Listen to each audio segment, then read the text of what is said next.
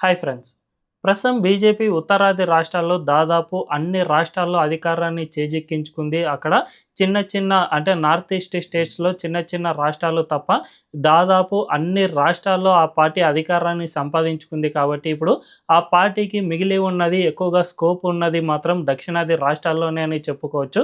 దక్షిణాదిలో కర్ణాటక అండ్ తెలంగాణ మినహా ఇతర ఏ రాష్ట్రాల్లోనూ పెద్దగా దాని ఉనికి లేదు. పుదుచ్చేరిలో కూడా ఇప్పుడు అధికారంలో భాగమైనా కూడా చిన్న తోక పార్టీగా మాత్రమే బీజేపీ అక్కడ మిగిలిపోయింది అని చెప్పుకోవాలి. సో, ఇకపై నుంచి ఆ పార్టీ దక్షిణాది రాష్ట్రాలపై కీలకంగా దృష్టి సారించనుంది అని తెలుస్తుంది. ఇందులో ముఖ్యంగా తమిళనాడు కమలం పార్టీకి కలిసి వచ్చే అంశంగా మారనుంది అని తాజా గణాంకాలను చూస్తూ ఉంటే అర్థమవుతుంది. నిజానికి ఆ పార్టీ రాష్ట్ర అధ్యక్షుడిగా గతంలో ఉన్న అన్నామలై 2024 ఎన్నికల తర్వాత కొన్ని కీలక వ్యాఖ్యలు చేశారు. అవి కాస్త ఇప్పుడు వైరల్ అవుతున్న పరిస్థితి నెలకొంది.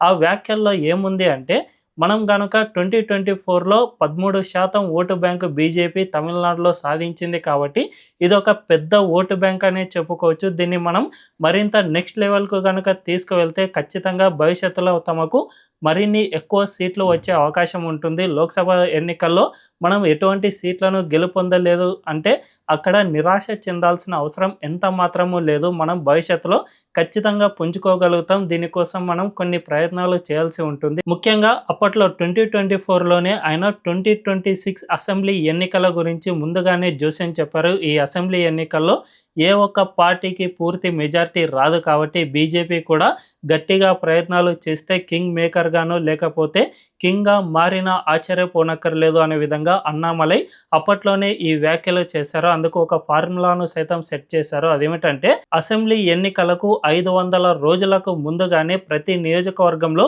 బీజేపీ తన పార్టీ అభ్యర్థులను ముందుగానే డిసైడ్ చేయాలి. దీంతో ఆయా అభ్యర్థులంతా కూడా గ్రౌండ్ స్థాయిలో తమ కార్యకర్తలను ఎంపిక చేసుకుంటారు. బూత్ లెవెల్‌లో కార్యకర్తలను వీళ్ళు సృష్టించుకోవడం ద్వారా స్థానికంగా చాలా బలమైన అభ్యర్థులుగా మారుతారు. తద్వారా వీళ్ళే అసెంబ్లీ ఎన్నికల్లో గెలుపొందేందుకు ఆస్కారం ఏర్పడుతుంది.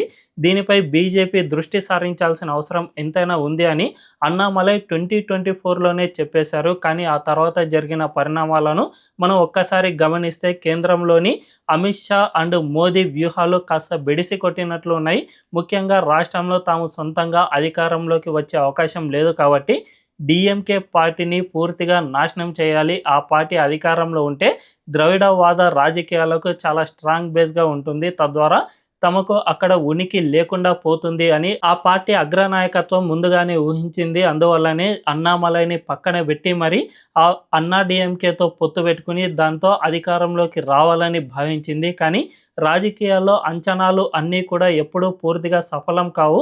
ఈసారి మాత్రం తమిళనాడులో వచ్చిన అసెంబ్లీ ఫలితాలను చూస్తూ ఉంటే బీజేపీ అగ్రనాయకత్వం వేసిన వ్యూహాలన్నీ కూడా తారుమారు అయిపోయిన పరిస్థితి నెలకొంది. మరి వాట్ నెక్స్ట్ అన్నది మనం ఒక్కసారి చూస్తే అన్నామలై ఫార్ములాను ఇప్పటికైనా తమిళనాడులో అనుసరించాల్సిన అవసరం ఎంతైనా ఉంది. ముందుగానే బీజేపీ తన పార్టీ తరపున అభ్యర్థులను ఎంపిక చేయాల్సిన అవసరం ఉంటుంది. గతంలో అంటే 2024లోనే అన్నామలై చెప్పినట్లుగా 500 రోజులకు ముందుగానే అభ్యర్థులను ఎంపిక చేసి ఉంటే ఇప్పుడు బీజేపీ ఆ రాష్ట్రంలో ఒక్కటంటే ఒక్క అసెంబ్లీ స్థానానికే పరిమితం అయిపోయే పరిస్థితికి అస్సలు ఉండేది కాదు. ఖచ్చితంగా దాదాపు 20-30 అసెంబ్లీ సీట్లలో తన ఉనికిని చాటుకునేందుకు ఆ పార్టీకి అవకాశం ఏర్పడేది. సో, ఇప్పటి నుంచే తన పార్టీని స్ట్రాంగ్‌గా గ్రౌండ్ లెవెల్‌లో నిర్మాణం చేయించుకోవాల్సిన అవసరం ఉంది. ఆ తర్వాత అన్నామలైని పార్టీ అధ్యక్షుడిగా మళ్ళీ పునర్వైభవం తీసుకొస్తే ఖచ్చితంగా గ్రౌండ్ లెవెల్‌లో ఆయన వర్క్ చేయడానికి ఆస్కారం ఏర్పడుతుంది. తమిళనాడు పాలిటిక్స్‌ను మనం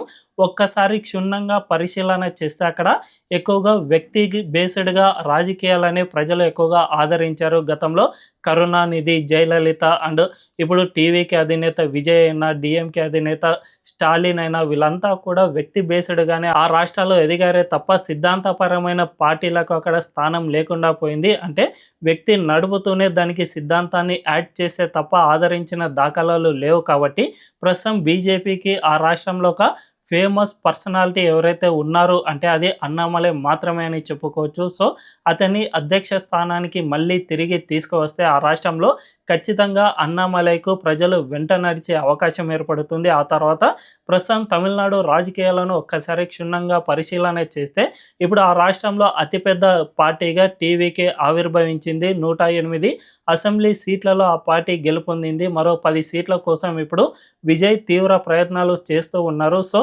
మొత్తంగా అయితే అతనికి పూర్తి మెజారిటీ లేదు కాబట్టి ప్రభుత్వాన్ని నడపడంలో కూడా చాలా ఇబ్బందులు వచ్చే అవకాశం ఉంటుంది. ముఖ్యంగా విజయ్ ఆ రాష్ట్రంలో ఇచ్చిన హామీలను ఒక్కసారి బేరీజు వేసుకుంటే దాదాపు ప్రతి సంవత్సరం 1,00,00,000 రూపాయలను ఈ ఉచిత హామీలకే వెచ్చించాల్సిన పరిస్థితి ఏర్పడుతుంది. ఈ విధంగా మొదటిగా అధికారంలోకి వచ్చిన వ్యక్తి ఇన్ని కష్ట నష్టాలను ఎదుర్కొని ముందుకు సాగాలి అంటేనే చాలా ఇబ్బందులు ఏర్పడతాయి. అటువంటి సమయంలో విజయ్ చాలా వరకు వీక్ అయ్యే అవకాశం ఏర్పడుతుంది. దీంతో పాటు తమిళనాడులో ఇన్నాళ్ళు స్ట్రాంగ్గా ఉన్న ద్రవిడవాద రాజకీయాలకు ఒక శూన్యత అనేది ఏర్పడుతుంది. ఇప్పటి వరకు డిఎంకే పార్టీ అండ్ అన్నా డిఎంకేలు ఈ ద్రవిడవాద రాజకీయాలకు ఒక స్ట్రాంగ్ బేస్గా ఉన్నాయి. ఇప్పుడు ఆ రెండు పార్టీలను ప్రజలు తిరస్కరించారు కాబట్టి వాటి ఉనికి అండ్ ఈ ద్రవిడవాద రాజకీయాల ప్రభావం చాలా వరకు తగ్గే అవకాశం ఉంటుంది. టీవీకే అధినేత విజయ్ వీటిని తన భుజానికి ఎత్తుకుని ముందుకు తీసుకువెళ్ళాలన్నా కూడా కొన్ని ఇబ్బందులు తప్పేలా లేవు కాబట్టి ఖచ్చితంగా ఇక్కడ బీజేపీకి ఒక శూన్యత అనేది కలిసి వచ్చే అవకాశం ఉంటుంది. సో ద్రవిడవాద రాజకీయాల ప్రభావం చాలా వరకు తగ్గుతుంది అండ్ ప్రభుత్వంలో ఉన్న విజయ్ కూడా ప్రతిపక్షాలపై అంతగా కాన్సన్ట్రేట్ చేయలేని పరిస్థితి ఏర్పడుతుంది. ఆ రాష్ట్రంలో తనకు అప్పులు ఇవన్నీ కూడా ఒక పెద్ద సమస్యగానే ఏర్పడుతుంది కాబట్టి బీజేపీ మెల్లిమెల్లిగా ఆ రాష్ట్రంలో పుంజుకోవడానికి ఇదొక సువర్ణావకాశం అనే చెప్పుకోవచ్చు. నిజానికి గతంలో అంటే 2024 లోక్సభ ఎన్నికల సమయంలో అన్నామలై పార్టీకి అధ్యక్షుడిగా ఉన్న సమయంలోనే 13% ఓటు బ్యాంకు బీజేపీకి సొంతంగానే వచ్చింది. చాలా చోట్ల ఆ పార్టీ రెండో స్థానంలో నిలబడి ఉంది కాబట్టి ఖచ్చితంగా భవిష్యత్తులో బీజేపీ కనుక మెల్లిమెల్లిగా ఇప్పటి నుంచే తన పునాదులను ఏర్పరచుకుంటే ఖచ్చితంగా 13% నుంచి భవిష్యత్తులో 20 లేదా 25% ఎగబాకిన ఆశ్చర్యపోనక్కర్లేదు. ఇంత శాతానికి కనుక ఎగబాకితే ఖచ్చితంగా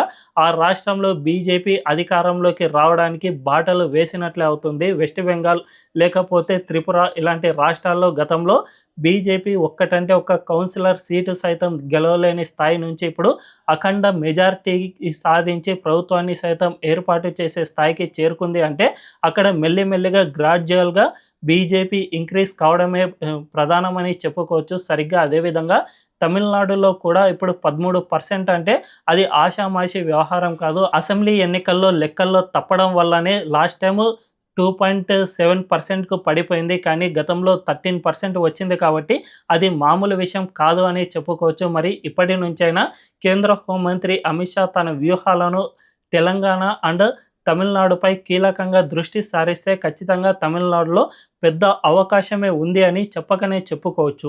మరి ఈ విషయంపై మీ అభిప్రాయం ఏంటో కామెంట్ల రూపంలో తెలియజేయండి. అండ్ ఈ వీడియో కనుక మీకు నచ్చినట్లయితే ఖచ్చితంగా మా ఛానల్ను సబ్స్క్రైబ్ చేసుకోండి అండ్ బెల్ ఐకాన్ను క్లిక్ చేయడం అస్సలు మర్చిపోవద్దు. Thank you.